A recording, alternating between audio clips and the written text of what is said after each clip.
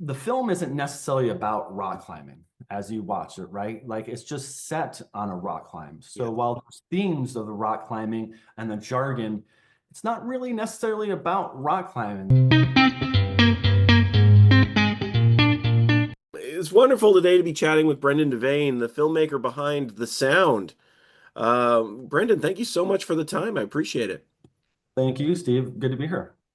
It's great to chat with you. Honestly, this film is so much fun. I really had a blast with it. Where did it come from? Mostly came from this idea of, rock climbing, obviously. I moved to Telluride, Colorado right after college. I grew up in upstate New York and came to Colorado and got into skiing and ice climbing and climbing and stuff. So I had a background, living in this vertical world. And after I watched the awesome documentary Free Solo with Alex Honnold, I read a review of it where someone called it the best horror movie they'd ever seen. And they were being, really wasn't being facetious about it. And it kind of sparked a light bulb in my head that like, oh, well, yeah, that's kind of scary for a lot of people. Maybe if we did like a horror thriller on the side of a big wall rock climb, it might build in some tension to the film and just made it extra scary for people. So it started off with that, and then came up with the idea to have the villain just be a sound wave. I thought that might be kind of cool and sort of married the ideas there. So my elevator pitch for this has always been free solo times the thing, as far as like an alien entity that's bouncing around and taking over people's minds and stuff like that. That movie super affected me when I was a kid, watching that in 1983 or whatever. I don't know how I was able to watch it that early. I think I saw it on HBO or at a friend's house or something like that. But it stuck with me. It's still one of my favorite horror movies of all time. Just absolutely brilliant what Carpenter did with that, and it served as inspiration for this film. I appreciate and love that comparison because yes, you've got these two marriages of styles, the science fiction aspect and the horrors of nature, if you will, at the same time. Like you said, the Free Solo going, I'm glad that's a comparison that I made too, because some of these visuals are stunning and terrifying at the same time to see, and was that a challenge to shoot not the close-up stuff per se, but the external shots? And because I really think the way that we're filming this and the climb has changed over the years. Yeah, it was definitely challenging, and I realized pretty soon in pre-production that I wouldn't be able to film it with a regular production crew, right? Mm. Obviously, unless you're Tom Cruise, SAG's not going to let your actors go 1,000 feet in the air, even if they want to, right? Your insurance company is going to go, oh no, you can't do that. So it was definitely challenging, and basically, I just decided to make two films at once. One, a regular straight rock climbing film with professional rock climbers and a professional rock climbing filming crew, and then a typical feature film with your actors inside an LED volume stage with your traditional production crew. And then we married, the two in post. So it was definitely challenging to get those authentic climbing shots, that I thought was absolutely necessary for the film. A lot of times when you're talking about lower budget films like this, you tend to get stuck in whatever little set that you have, whether it being a room or a house or a business, whatever what the main location is. And you never really get to go outside and create that a big world that you would see in a big studio film, right? Where someone's walking down the street in New York City with 1,000 extras in it or something like that. So it was very important for me to give the audience the perception and the experience of how big these walls really are. And to do that, we needed to get out and actually shoot on giant rock walls. Yeah. Absolutely, and those scenes are just stunning. When you see them, that it's so overwhelming, man against mountain, if you will. We look so tiny as we should. Um, and was there an aspect of the climb that was most important to you to bring out? Because certainly, we've got the science fiction aspect, but this is also very much a film about that. Was there something about that experience that you wanted the audience to take away from?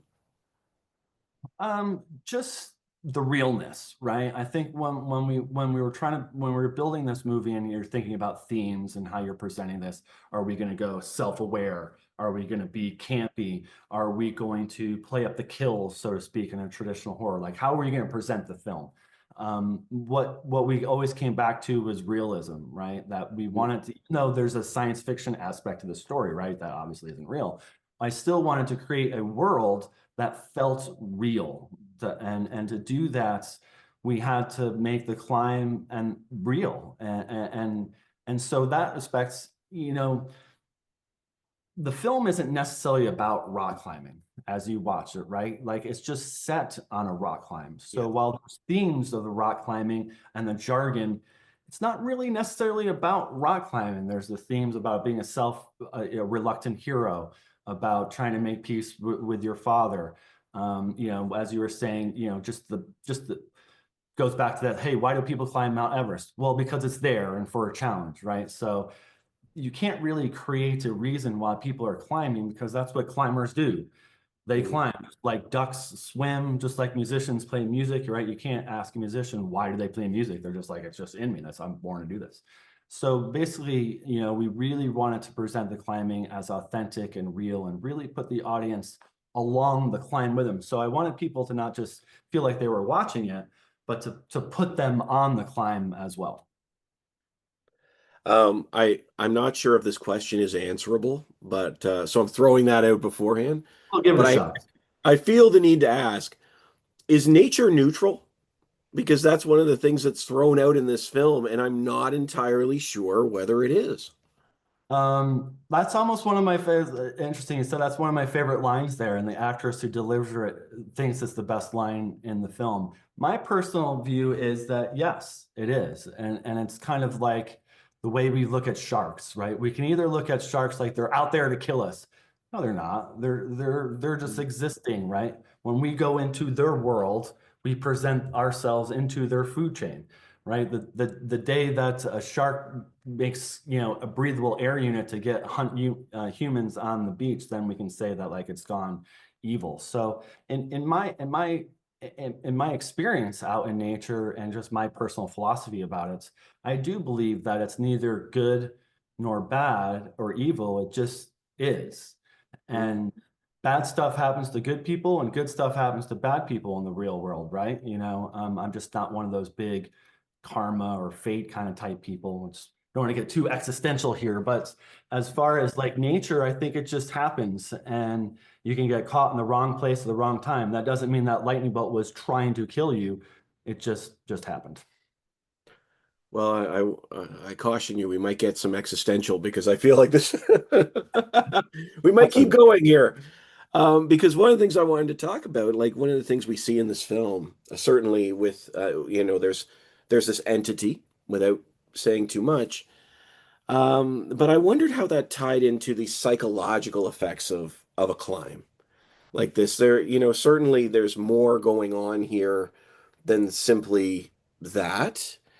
But I wondered in your mind if there are, if based on your experience or what you talked to with the climbers, are there these psychological effects that being up that high can challenge us in that way? Absolutely, 100%. And that's definitely a theme with the main character, Sean, right? That when he's talking with his dad, the wonderful Bill Fickner, who we're so happy was Love able to him. join the project. Um, you kind of get hints that he's having his own mental issues of confidence crisis, right? Essentially, he dropped his partner, he had his own fall. And in my own personal experience with climbing, that definitely comes into effect. If was on an ice climb once and I got sucked into the waterfall, all the ice broke away and I got pulled into this frozen waterfall 200 feet in the air and my partner couldn't hear me. It was a terrible experience. And that for sure affected me on my next climb when I was going, geez, is this going to happen to me again? So, yeah, 100% that those kind of mental barriers exist. And it just becomes, a mental process to overcome that and get you in the right mental space for when you're actually up there. And we do kind of show that with the lead character, and because part of his journey is not just fulfilling his role as the reluctant hero, but also his psychological journey of coming from a place of bad confidence so that he can actually pull this stuff off. Yeah, no, absolutely. I agree. And I know we're running out of time, but as we wrap, one of the things I think is interesting about this film is the tension, the battle with evil.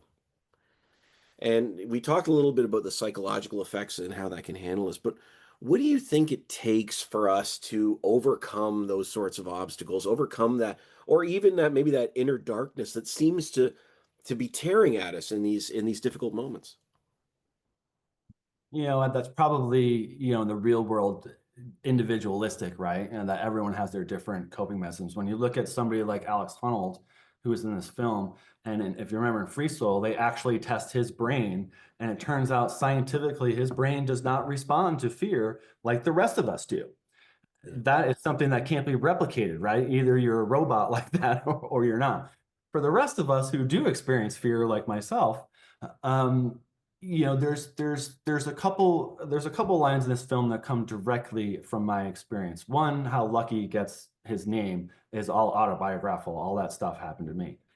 But two, when the lead character talks about how when he's free soloing or lead climbing, when the rope's behind you and things are more dangerous, I've personally never felt more clarity in my life when I'm doing that. You're not thinking about what you're having for dinner. You're not thinking about anything else than what's right in front of you. And when you get to a point like that, when your mind clears, and you might hear other professional athletes in other sports talk about being in the zone, this is what I'm talking about. You get into a zone where you're just completely in the now, which is very hard for us to do as humans. We're either thinking about what happened 5 minutes ago, the conversation we had. Sometimes I'm thinking about stupid stuff I've said 5 years ago, right? And feeling embarrassed about it.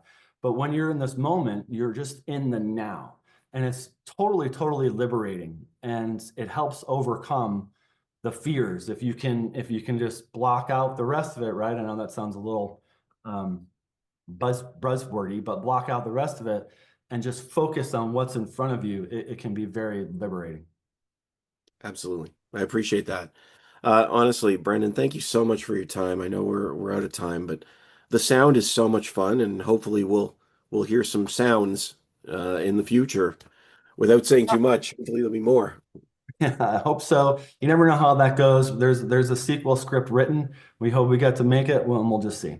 Just to let everybody know, the film comes out on June 27th in theaters and on digital everywhere. So wherever you get your digital entertainment, it will be there for you on June 27th. Awesome. Thank you so much. Brendan Devane, the director of the sound. Thank you so much for your time, Brendan. I appreciate it. Thanks, Steve. Appreciate you.